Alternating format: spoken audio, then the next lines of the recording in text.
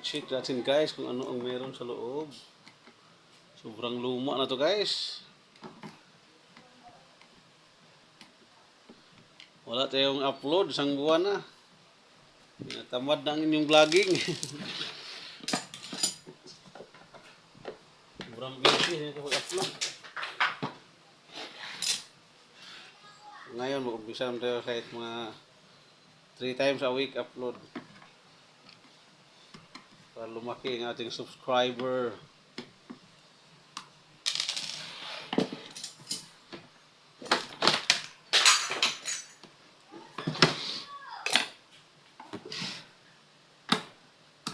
Pinuksan na to, oh. Wala nang mga tornilyo.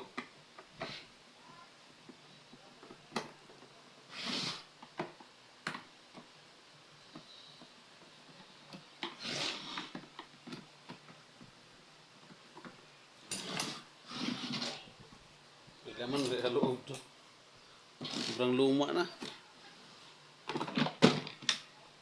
Oo, wala nang mga wiring, tinanggal na.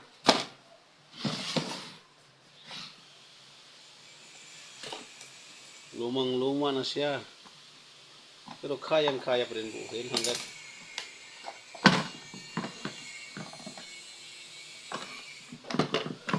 may pesa, mabubuo. At least buo switch. Ayan guys, oh. Buo naman siya, kaso lang. Sobrang luma nga lang. Pinakauna guys, check natin yung motor. Pag wala na kaya sa motor, palitan din ang motor.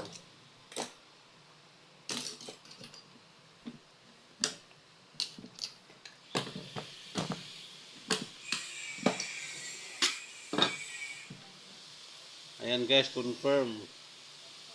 O, sunog ang motor. Ano to? Ay, sunog oh. Oh, wala na. Sunog na sunog.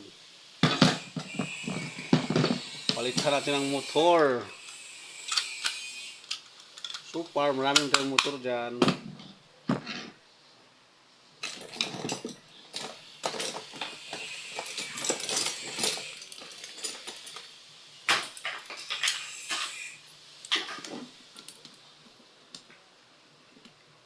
Nagamit yan ng vice grip kasi tigas to.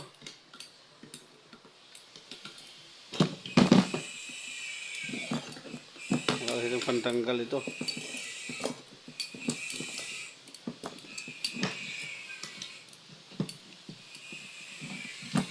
Pag kinabangan nito guys, ano lang talaga. Itong palm lang.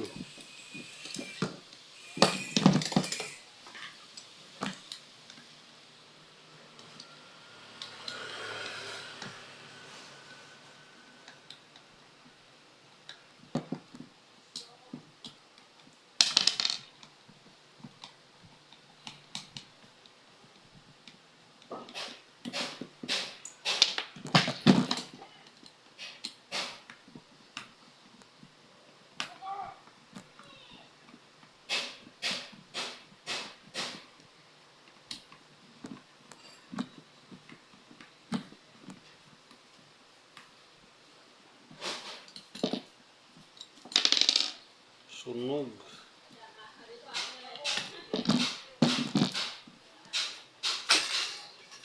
Ayan guys, ito lang ang kinabangan natin. Alagyan nyo ng bagong motor.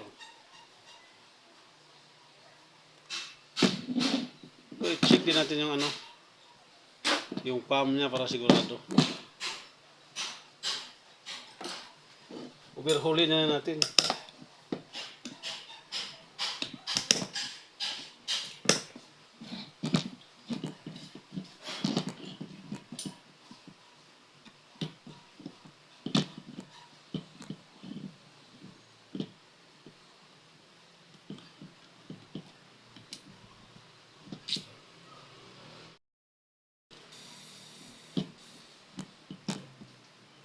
Bidyong, uy, guys, tubig yung laman guys.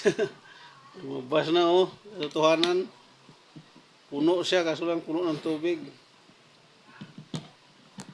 Pag itong issue guys na may tubig sa loob, pwede na oil seal tsaka piston. Yun po ang pinaka the best. Pero siyempre, check mo muna bago piston nito. Kaya mali lang pagkakabit kasi ano to eh. Galing na sa ibang mekaniko.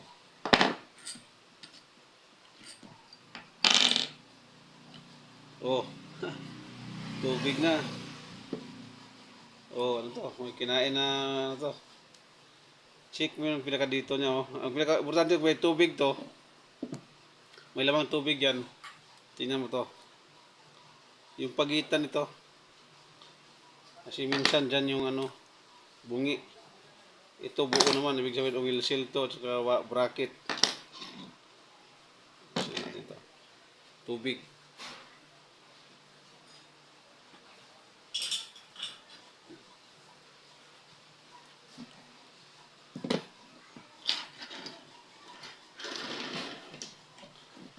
Check, check, check. Okay po. So far ito guys, okay pa oh. Wala pa siyang ano, mga tama masyado. Tapos titignan niyo itong water seal niya. Yan. Kung malambot pa ba? O yan, napakalambot pa oh. Ibig sabihin, good pa yan. Ang problema niya, oil seal. Problema niya sa piston. Tapos i-check nyo rin yung ulo nito. Kung paano gawin ito. Tagal. Oh, yan mo, wala nang ulo. Yan oh. Pag ganyan kaliit lang yung ulo, palitan nyo na. Wala na yan, hindi na makahigop yan. Check nyo lahat. Ito yung isa oh. Ulo. Ito, wala na din oh. Oh. Side natin. Oh, yan. Ganun lang sa kaliit. Yung tira. So, wala na talaga siya. Hindi siya makahigop. Lahat talaga sila oh. Oh. Oh, konti na lang. Matalas na.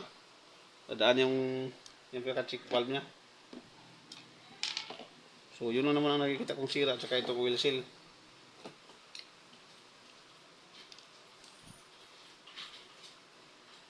Sa loob. Maganda pa yung loob oh. Hindi kaya putol to. Sige natin. Sundutin natin kung putol ba siya. Okay pa, matigas pa. Hindi siya bumitaw. Check natin dito. Ito. Ito naman guys, paliwanag ko to. Ito naman, hanggat wala pang tama yung gilid, buo yan. Si bracket lang naman yan. Wala siyang gas-gas. Iba kasi nasusunog yung dito. Yun, dadaan tubig, singaw din yun. So ito, ay buo. Ang nasira sa kanya is oil seal, kaya nakatawid yung tubig. Ito ang palitan.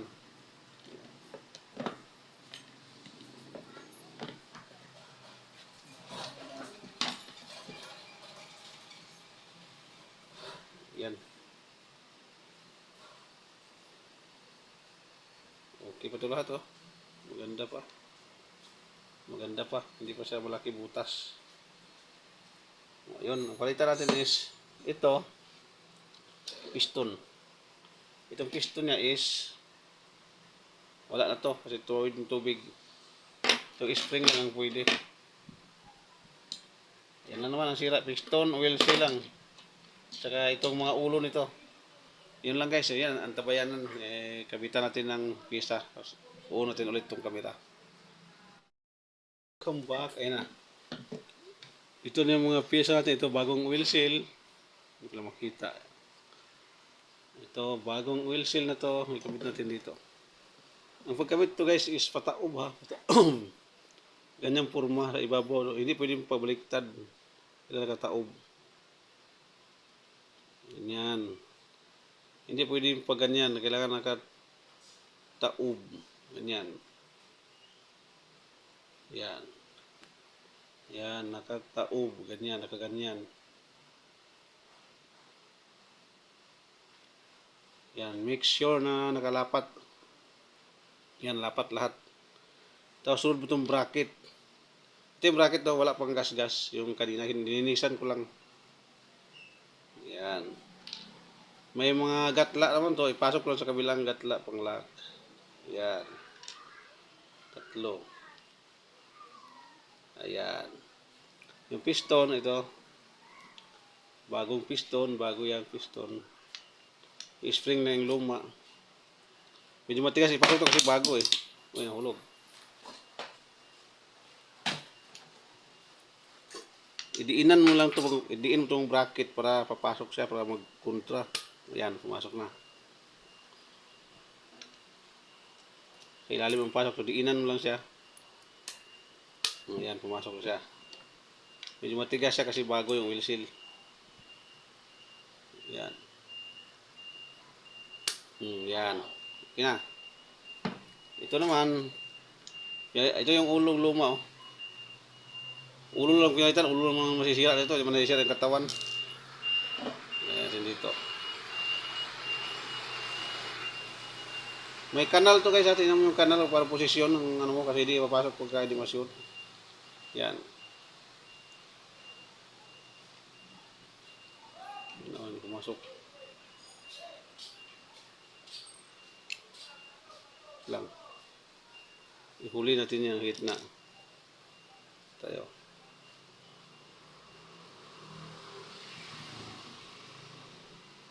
Kailangan ng sipatin maigi. Ito ano yun? Iba ito yung ulo. Wala na ako. Ito. Ibang ulo may lagay natin.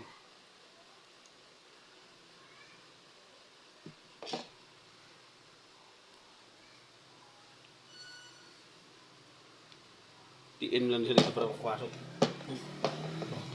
Yan, kailangan pantay sa lahat. Pantay. Uring, huwag kalimutan, maliit na uring. Lagyan mo kunting grasa kung may grasa ka para hindi matanggal yung uring. Ayan. Hindi ka naman maligaw dito kasi, yan o, guide ng 3. Pag ganyan. Ayan guys o, buo na. Buo na siya.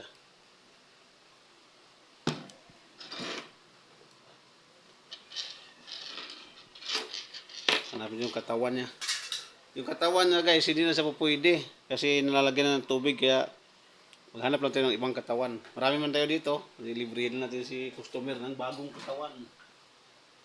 Ito. Yung katawan na bago. Marami ako nito. Siyempre, sigilin din sa kanya pero mura lang.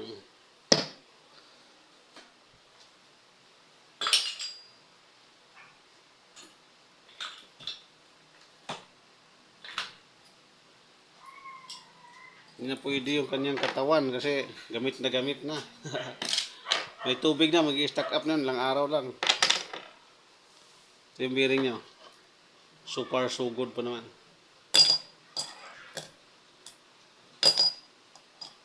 Ngayon, maglalangis naman tayo. Yung haba ang level ng oil.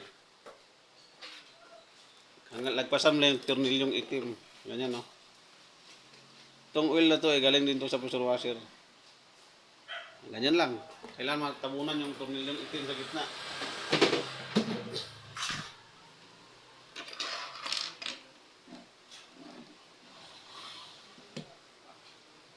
Ito, para sa puwit. Yan, para hindi ka mabaliktad.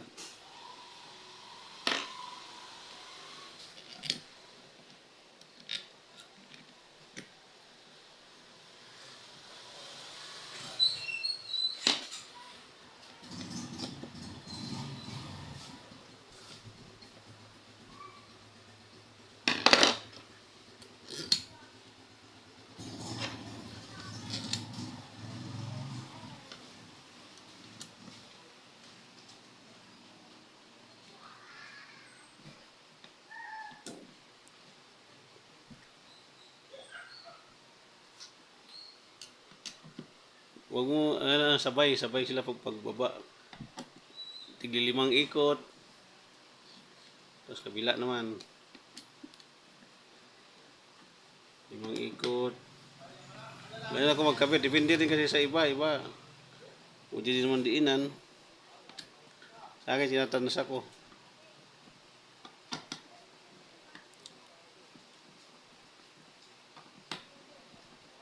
Hanggang sa bumaon, sumagad.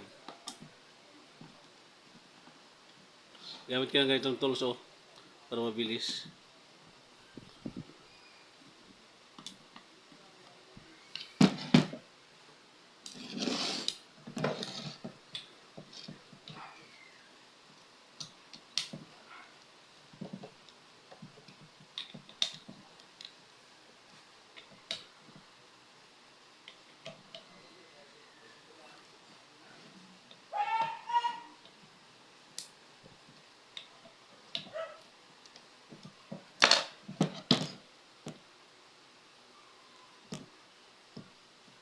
Guys, buo na. So, ikabitan na ng bagong motor. Motor niya. Isalpak natin sa kanya.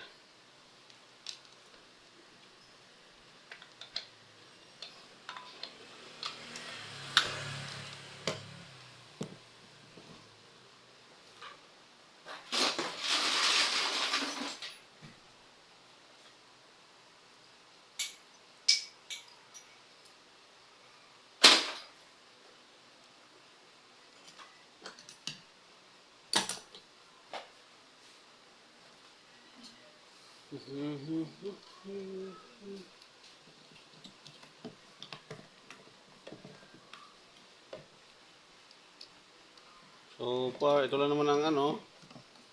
I-cut na natin. Tapos, ito testing na mamaya pagkasunod video. Kaya nyo naman ito gawin. Kabit, 4 na tornilyo na lang naman to. Ready sa nung haba yung ating video. Yan. Update, testing. Ginto na siya.